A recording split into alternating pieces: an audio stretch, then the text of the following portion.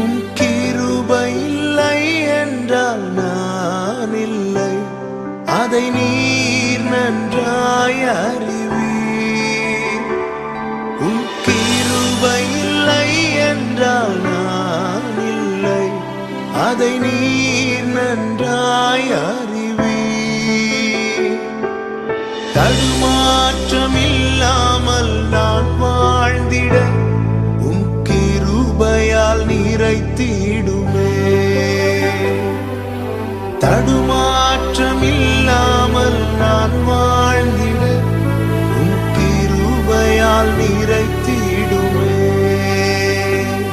என் சுய பலத்தால் ஒன்றும் செய்திட அதை நீர் நன்றாய் அறிவீர்.